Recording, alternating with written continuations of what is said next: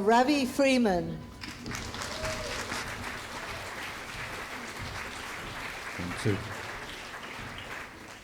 Thank you. I think I'll use that one, I'll quote you on that one. Thank you. I'm honoured to be here.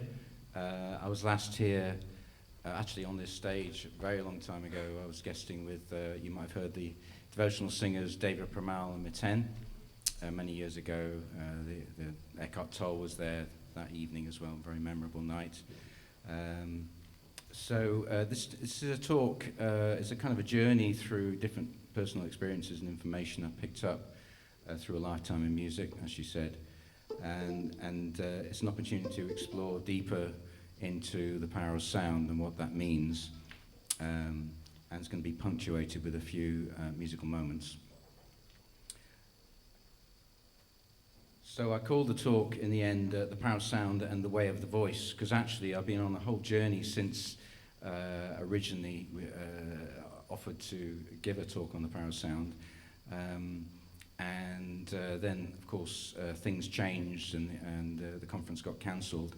And since then, I actually received and wrote a song called The Power of Sound.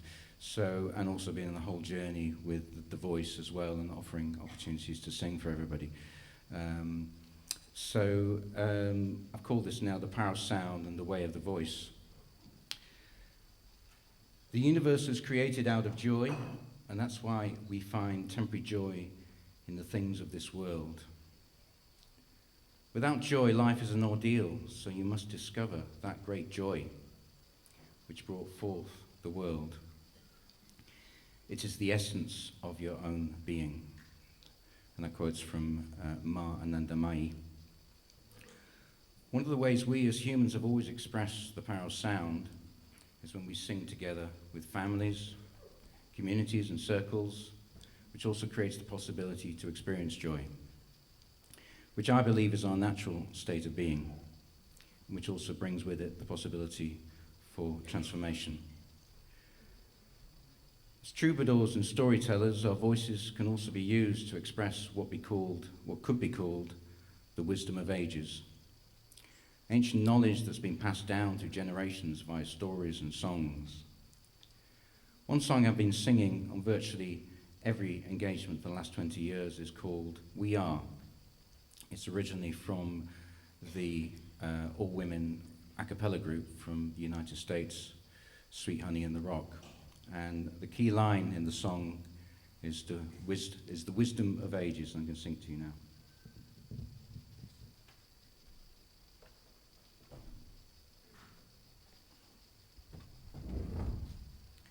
And this instrument here is a kora, it's a West African harp.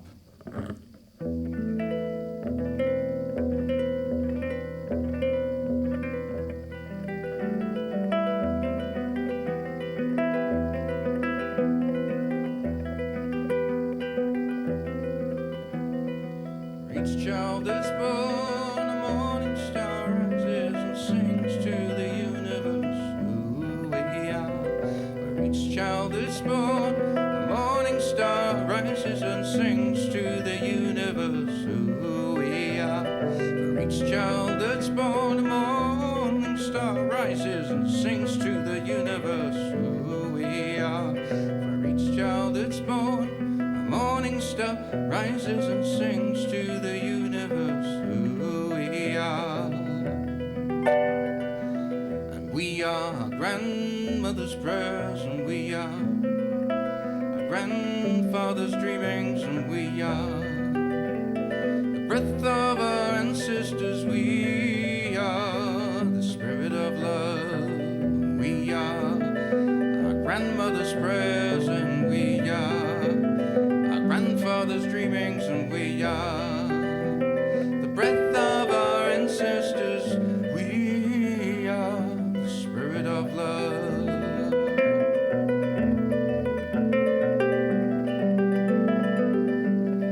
Now we are mothers of courage and fathers of time, daughters of dust and sons of great visions. We are sisters of mercy and brothers of love. We are lovers of life and builders rulers of nations, we are seekers of truth and keepers of faith. We are makers of peace, the wisdom of ages. We are our grandmother's prayers, and we are our grandfather's dreamings, and we are the breath of our ancestors, and we are the spirit of love, spirit of God. Om Shivaya.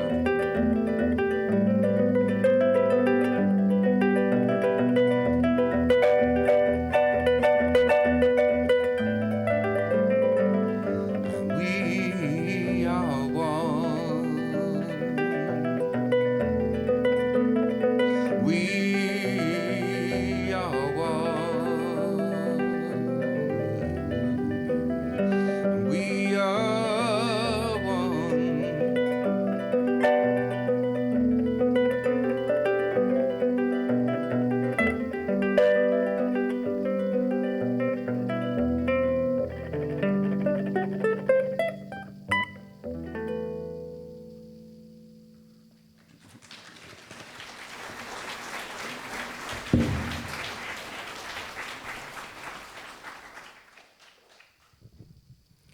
Throughout history, authorities and institutions, whether government, religious, or educational, have been aware of the power of sound, which has sometimes led to suppression of certain forms of art and music. For example, the Pope's banning of the augmented fourth chord, otherwise known as, it's coming, the devil's interval. I looked it up on Wikipedia. It was banned due to its sounding evil by the Pope. In Chile, the popular songwriter and poet Victor Jara was executed amongst thousands of others when General Pinochet took over in a violent coup in 1973. The Aeolian harp, or wind harp, which I researched and built examples of in the 1980s, which was popular in the 18th century, was also used as a form of background music and died out after it was banned by the church because the sound was too close to God.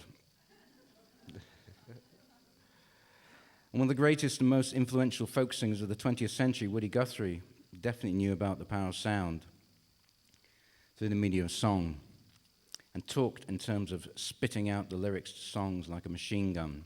On his guitar was written, "This machine kills fascists." It's true. And more recently, around May 2020, there was a government message about not singing with others in choirs, places of worship, and gatherings. And this didn't resonate with my own truth and my study and experience of indigenous and traditional societies. As humans, we've always gathered to sing and dance, rain or shine, germs or no germs. Singing together, and preferably singing strongly, more than makes up for any downsides due to its life-affirming, immune-boosting, and breath-increasing health properties, all of which was a strong influence in writing this song. And the song's called "The Power of Sound."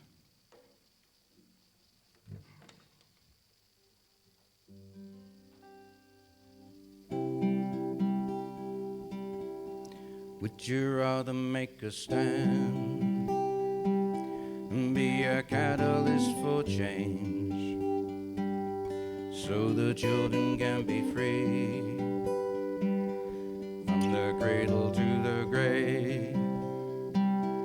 Would you rather seal your fate, smile in the face of the darkness, carry the wisdom of your race, float down the river of grace? We use discernment as a tool to mold the sword of truth, this ancient alchemy of gold, blessings as we go.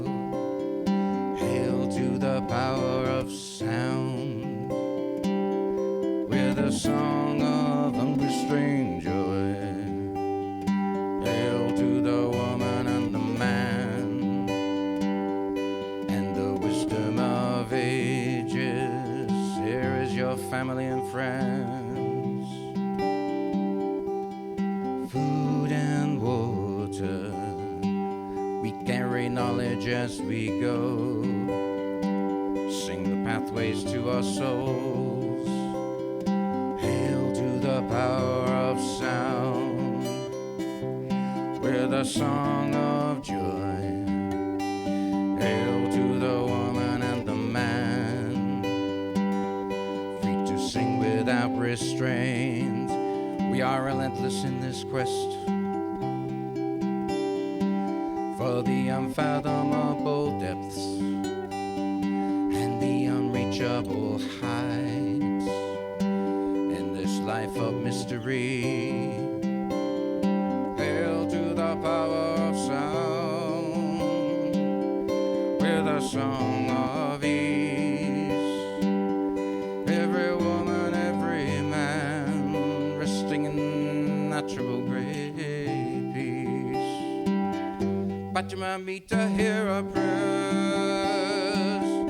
Let the river take you further. Gracias, gracias a la vida in the Kali Yuga.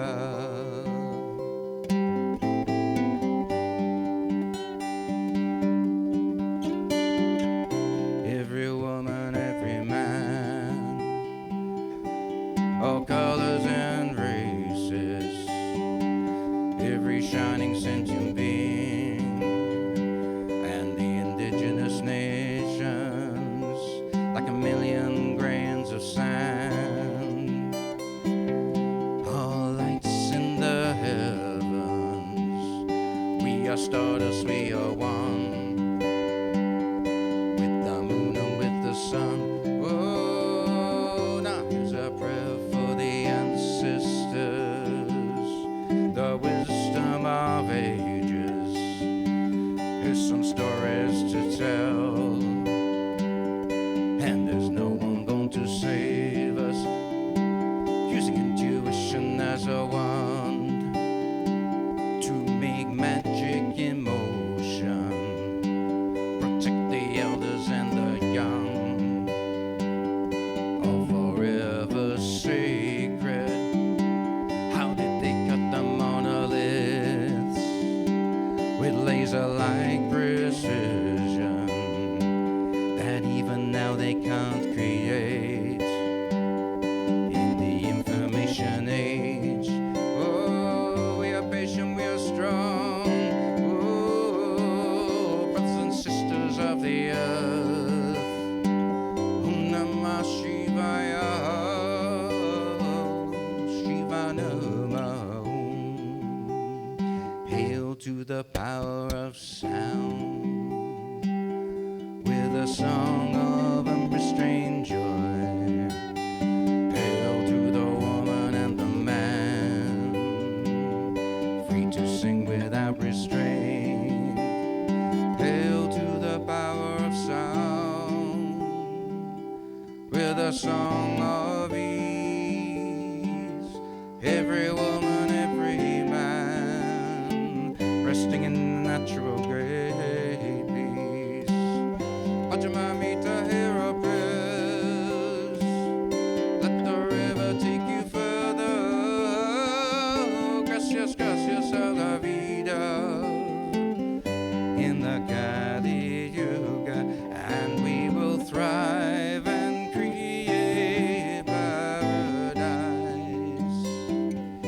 in the Kali Yuga. Hail to the power of sound.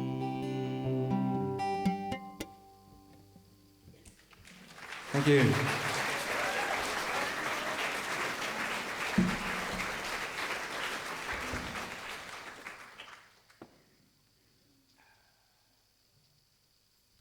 So I've been a musician, songwriter, and singer most of my life, and particularly in the last few years. All the events I've facilitated have been focused on supporting participants to sing within a ceremonial, supportive structure, whatever the level of singing ability. As well as voice workshops that offer opportunities to open up the individual's singing journey by diving deeper into various voice practices and techniques, such as overtone singing, which I'll describe in a moment, and also chakra toning, which allows the individual to activate their chakras by sounding the appropriate tone and working with the appropriate color for each chakra. So if you could put up the chakra system, Martin. Thank you. And the workshops also give space to participants to open up and talk briefly about their experience of singing, which has been fascinating to hear about with all the variety of stories and different backgrounds, such as a participant who was brought up in a pub and been in a family for 4 generations. There's always been a piano in the corner for sing-alongs. But just for a moment, I'm just going to explore the chakra system. Each chakra has a tone and a sound, a tone and a color. This is a possibility. I always love interaction. That's the mission at the moment, singing and voices. So you're welcome to join in with this. It's just kind of one breath and one chakra sound, and I'll lead you with it. No pressure. But you're very welcome. So I'm just going to lead you with it, nice and strong, and this is one of the mantras within this work is lots of breath, lots of sound, which is the way it gets it going. So the first sound is of the root chakra. The first chakra is, the sound is OH, as in O, and the color is red. So I'll just lead you off. Feel free to join in like this, nice big breath.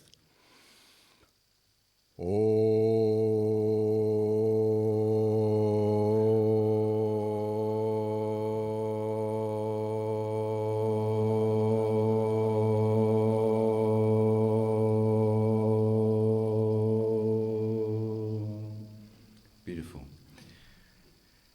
The second chakra, which is just below the belly button, color's orange, and the sound is O, as in O-R, like this. And you can put your hand there if you want to feel your voice resonating within your body, which helps to develop your relationship with your voice. That's what this practice does, like this.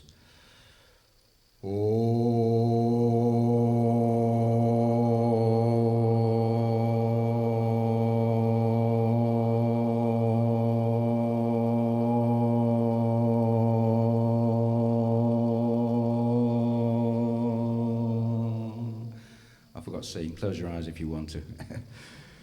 And then the solar plexus, third chakra, just below the bottom of the rib cage. The sound is oo, as in O-O-O, and the color is yellow, like this.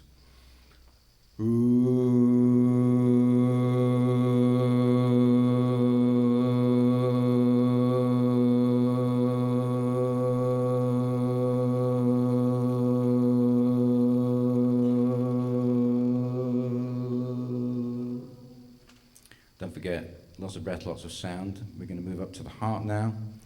The sound is R-A-H, and the color's green. Don't forget, this is your heart, so nice and strong.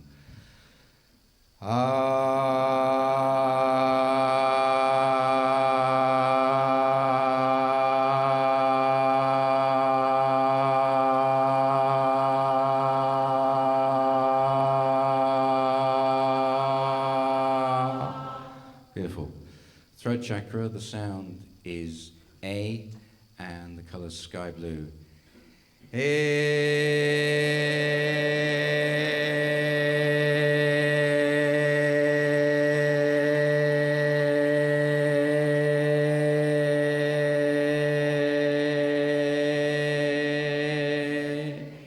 You guys are good.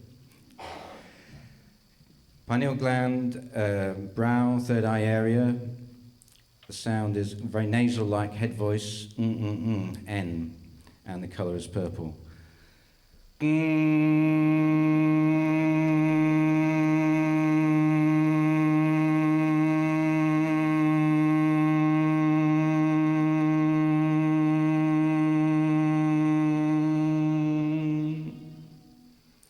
And finally, the crown chakra. The color's white, and the sound is the highest sound you can make, which usually comes out the letter I or E. Please join in.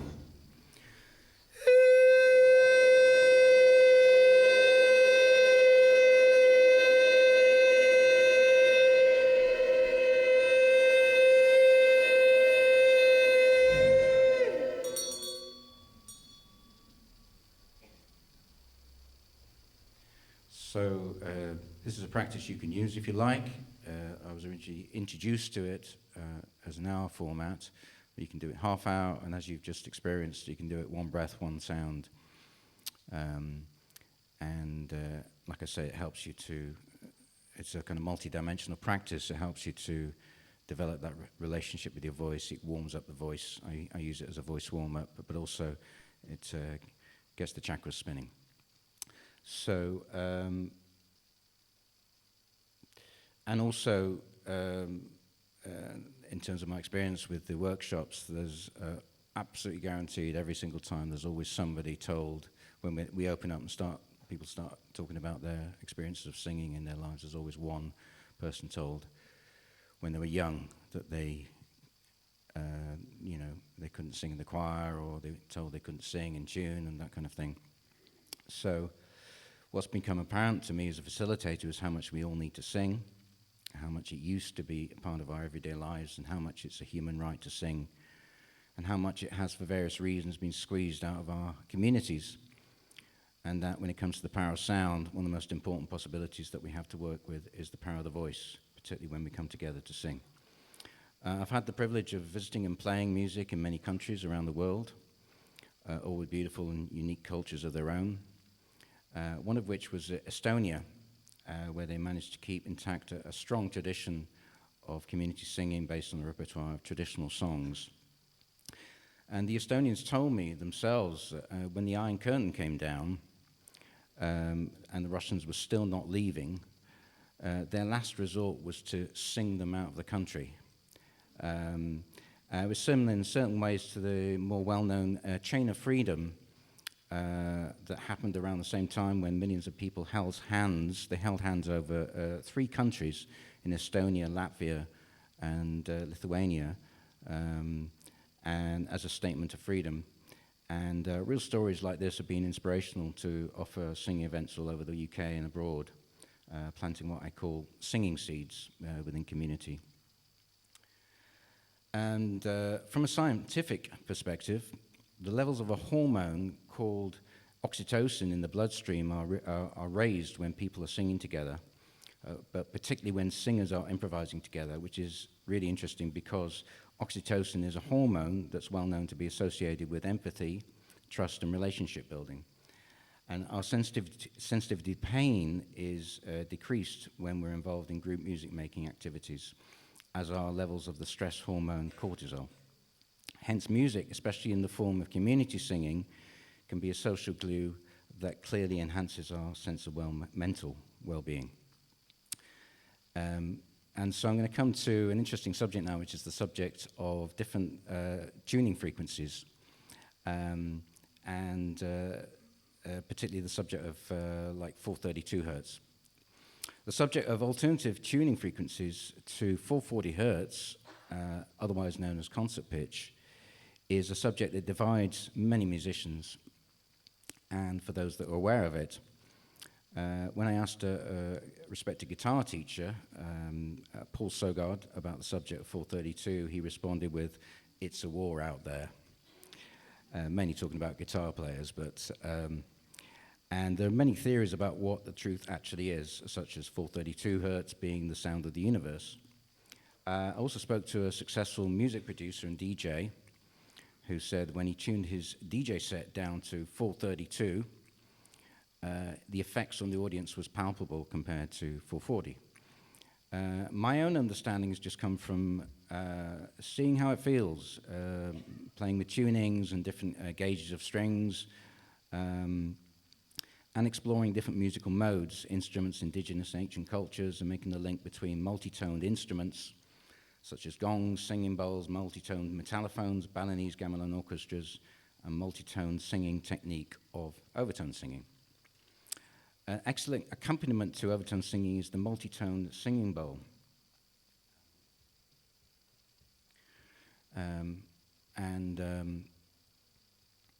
This is going to be a demonstration of overtone singing, which I'll describe in a moment.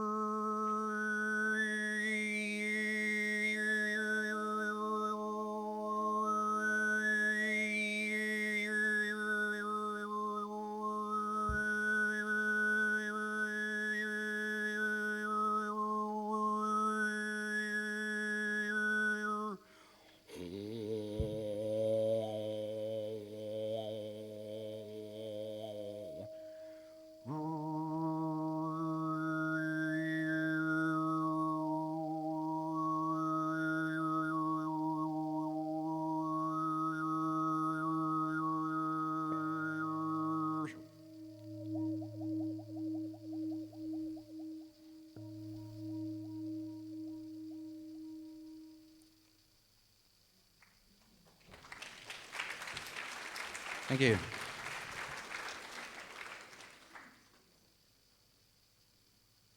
I'd like to quote directly from an excellent website, harmonicsofnature.com, which was actually just sent to me by a dear friend and colleague, a well-known film composer, Craig Pruis. It was quite funny, actually, because he sent me, I was kind of still putting the finishing touches to this talk, and it was almost like, and I didn't tell him I was doing this talk, and he just sent me this just last week, and it just like, here you are, here's the missing piece of the jigsaw. So I'm just going to quote actually directly from this website, which explains a few things. Unfortunately, Western culture and music theory has left us in shambles. The A note is the modern reference pitch, but the evidence is that in ancient times it was not A. The vibrational frequency of that A reference pitch has been altered from its standard of 432 vibrations per second, as documented in the 19th and 16th centuries and before, to 440 hertz, which was made a standard in 1939. Western musical instruments are tuned to equal temperament, which approximates all notes of the 12-note harmonic scale except the octave, so that even when your piano or guitar is in tune to A, it's out of tune with its own harmonics. Exclamation mark. Modern music seems to attach no significance to key, so key seems to be chosen based on convenience rather than mood or intent, which is not the same in cultures like India, where they choose a specific key for a certain mood. To summarize, we don't know what keys to play, and we don't know what note should be the foundation of that key, we don't know what the frequency of that note should be at, and anything we play on a piano or guitar or other fixed scale instruments isn't even in tune with itself. So I'm coming to sound and water now, and it's extraordinary the variety of musical sounds that humans have managed to create, whether through voices or through endless variety of instruments that have been created, whether conventional or experimental. And sound can be manipulated with different acoustic instruments, such as when combining with water. Certain singing bowls work well with water, which alters the sound, and with this invention I picked up in San Francisco in the 80s. This is the water phone, and you can get it in different shapes and sizes. And it combines steel and water and can be recognized as the sound often used in eerie moments in film soundtracks, and is also said to be similar to the sound of dolphins and whales.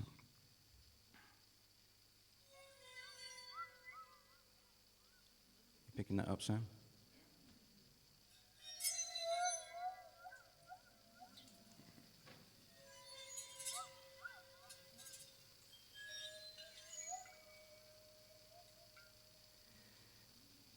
So anyway, you get the point. There's also a singing bowl that creates enough vibration to create a fountain in the middle of the bowl. It's also known as a fountain bowl and other names. But whatever frequency one is producing sound in, the most important is the intention behind it. So I'll come to overtone singing now, which can be found all over the world.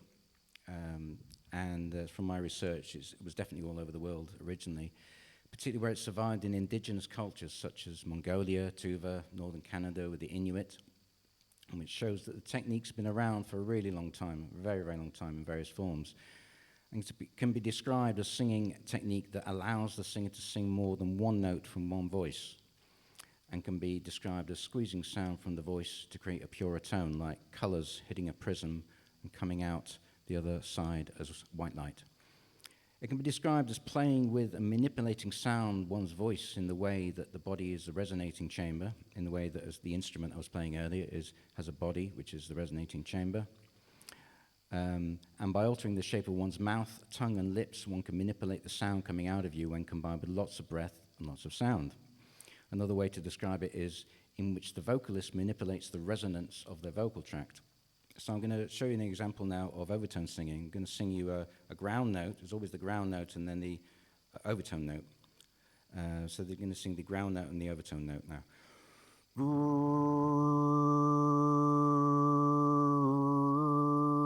And I'm going to sing a note from the octave to the octave above that and sing a scale.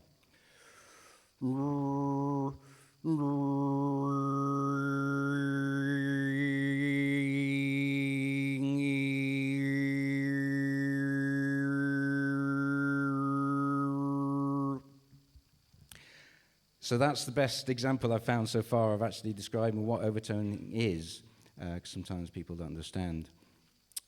Anyway, as an interpreter of song, mantras, and chants, I've found that there's no end to the depth one can go if there's genuine depth of a song, whether original or classic. And overtone singing has led me to go into a very special classic song, which you're going to know about. It's called Amazing Grace. And due to certain scales, one seems to naturally sing when overtone singing, as I just demonstrated. And like many a great song, Amazing Grace has various stories associated with it, which is also relevant to the subject of this talk, the power of sound, in the way that singing certain songs can be vehicles for the power of sound. And a means of expression, as the great folk singer Johnny Cash put it, who often included this song, particularly when he toured prisons. I can't do the voice, I'm sorry. It's the great famous Johnny Cash voice. For the 3 minutes that song is going on, everybody is free. It just frees the spirit and frees the person. And in Mongolia, the style of humi, which is different in various ways to the overtone singing, they'll play the indigenous fiddle using a horsehair bow, playing the melody that is being overtoned, so it really accentuates the melody. And I'm going to demonstrate how that's done with the guitar now.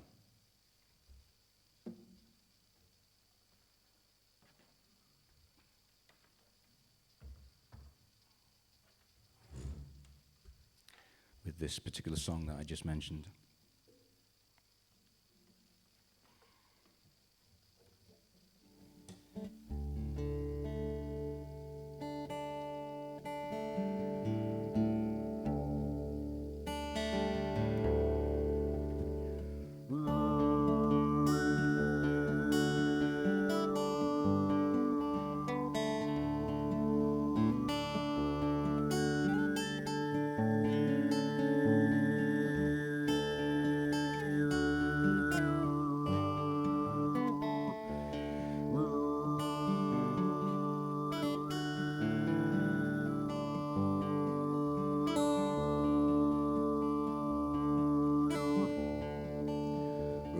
Amazing grace, how sweet the sound that saved a soul like me. I once was lost, but now I'm found. Was blind, now I can see.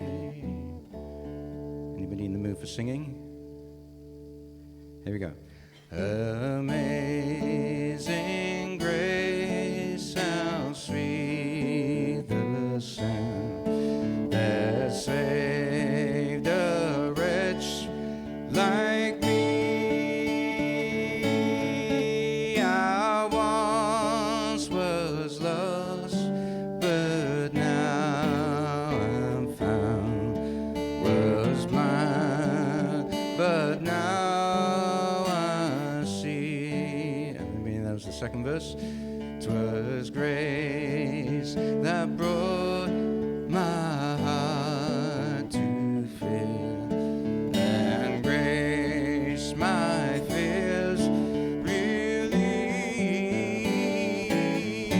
How precious did that grace appear, the hour that I could see.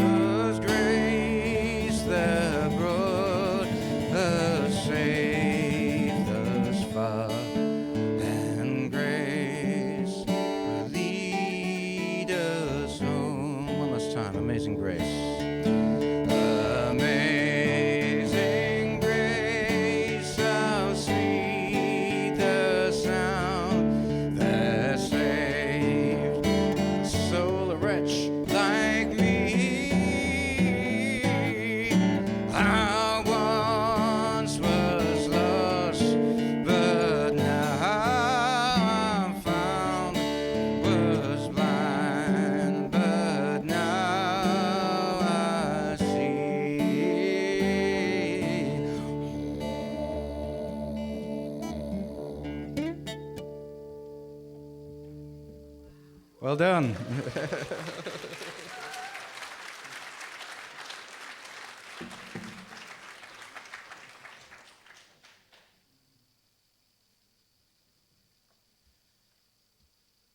So sound is an indispensable tool for energy work. For example, in Mongolia, a shaman might traditionally work with overtone singing due to its pure tonal quality. Within most shamanic cultures, such as in Central Africa, sound is used to assist with the healing as a guide to enter into the altered states. Marsden, if you can put up the Ngombe pygmy harp image. So the polyrhythmic Ngombe or pygmy harp is required to be played by the healer shaman who needs deep study within the tradition. And this is called, and also the Magongo, the mouth bow, which is also uses a similar technique to overtone singing, manipulating sound with the shape of the mouth, which is a very similar technique to the playing of the Jaws harp, which also uses the mouth as a resonating chamber, which I'll demonstrate. There's Jaws harps can be found all over the world.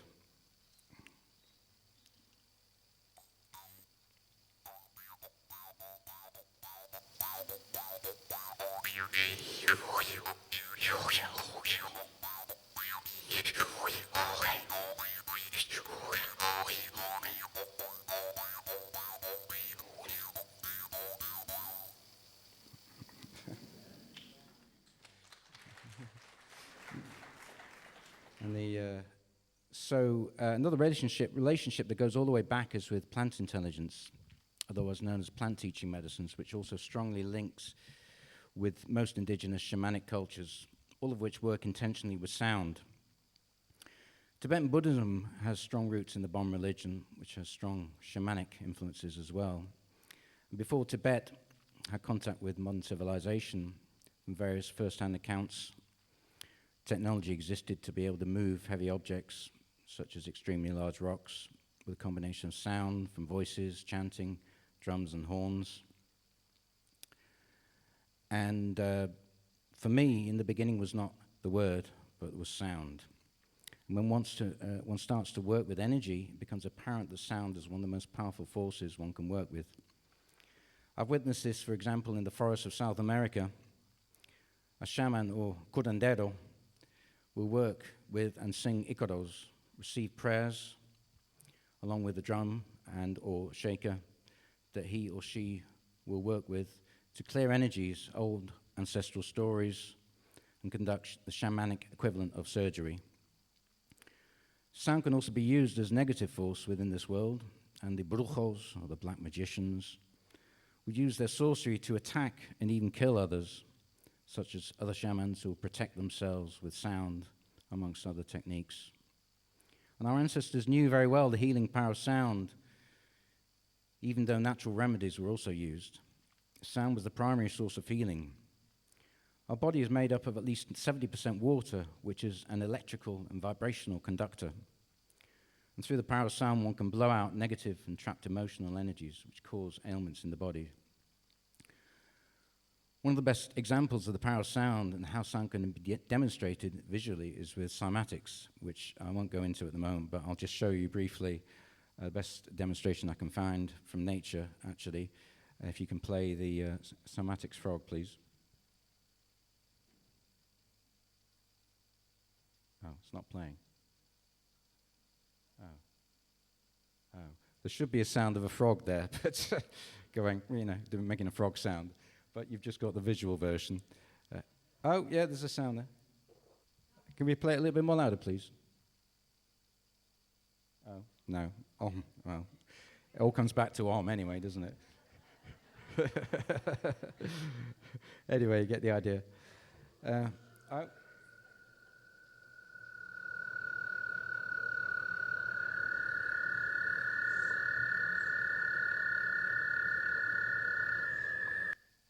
Thank you. It's on YouTube, just look it up. Frog cymatics. So another expression of the power of sound, another form of ancient technology, is the practice of bhakti yoga, chanting, kirtan, and mantra. and chanting and singing sacred language, usually within a community setting. One can discover this all over the world, including here in Glastonbury, of course. Appreciation for different elements of one's environment that is expressed through the singing of the name of the spirit, particular elements such as water and all its various forms. For example, in the song and chant Yemaya Asesu, originally from the Yoruba of West Africa, they sing of Yemaya, Mama Ocean, goddess of the sea, and Olodum, spirit of the fresh waters, streams and rivers and lakes. And this contributes to having a direct relationship with the elements. And in Brazil, in certain times of year, as I witnessed myself on New Year's Eve on the beach in Rio de Janeiro, the baianas, the women dressed all in white, traditionally offering gifts and flowers, for example, to Imanja, as they know, as the goddess of the seas know there, Imanja. So I'm going to sing you now that chant.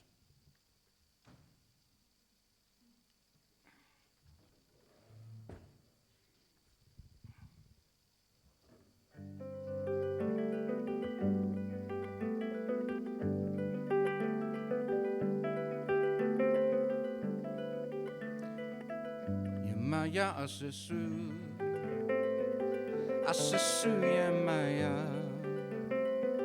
Yemaya Asesu,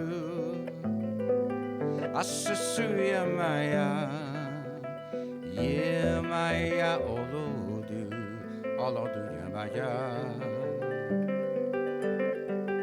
Yemaya Olodu, Olodu Yemaya. Yemaya Asesu, Asesu Yemaya, Yemaya Asesu, Asesu Yemaya, Yemaya Olodu, Olodu Yemaya, Yemaya Olodu, Olodu Yemaya. From a source to a stream, from a stream to a river, through canyons and through moors, on a journey to the sea. Spirits of the waters, we give thanks and we celebrate the completion of a journey where the river meets the sea. Yemaya Asesu, Asesu Yemaya, Yemaya Asesu, Asesu Yemaya, Yemaya Olodu, Olodu Yemaya, Yemaya Olodu, Olodu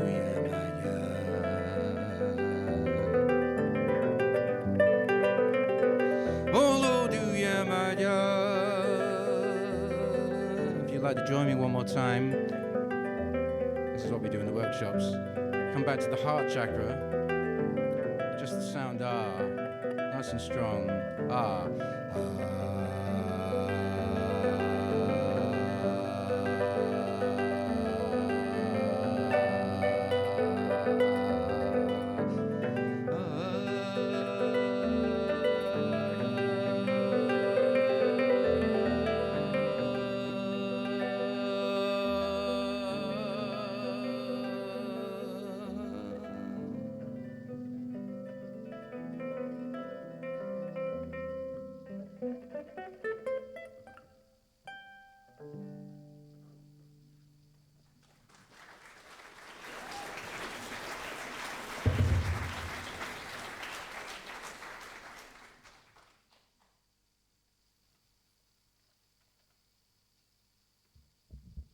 One of the most well-known and revered mantras is Gayatri Mantra, the Gayatri Mantra, which is considered one of the most oldest and the most important and powerful Vedic mantras. Om. Please join in if you know this. Om Bhurvasva Om Tat Savitu Varenyam Bhargo Devasya Dhimahi Dhiyo Yo Na Prachodayati. Om Shanti, Shanti, Shanti.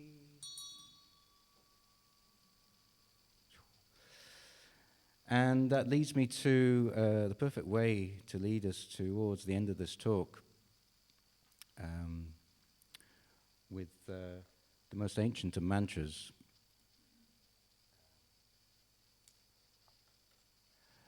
And it's the mantra Om.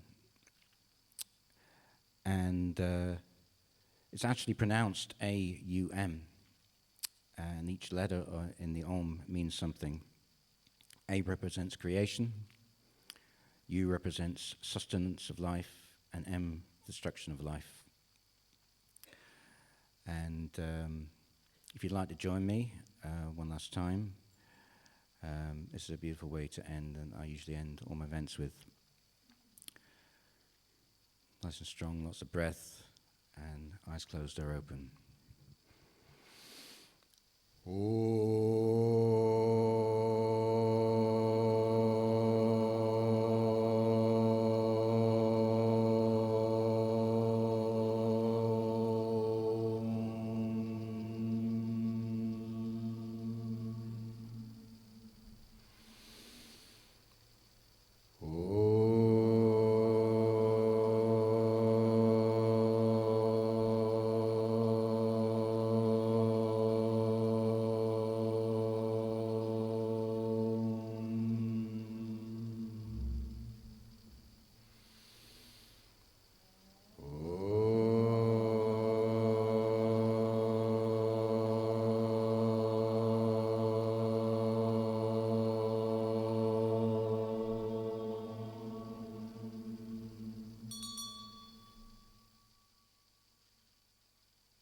And just to close the talk, I'd like to say thanks for listening.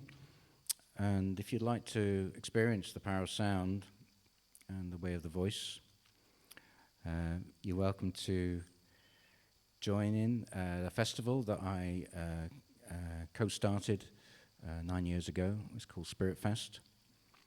And we've been all over the country, and now we've kind of settled at the moment in East Sussex. There's a new site started. It's a homeschooling site called Hope Sussex, and it's going to be on the 11th to 14th of August, and there's flyers in the shop area, and it's a community event, very family orientated, and there's lots of wonderful musicians there, and there's also a voice retreat the first weekend of September. We're going to be holding in a beautiful site called the Field of Healing in Northamptonshire, Cambridgeshire area, and basically doing this for a whole weekend, and kirtan and a bit of yoga and things like that.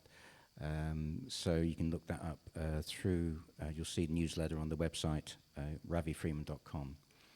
So Om Namah Shivaya, thank you for listening, and thank you for taking part.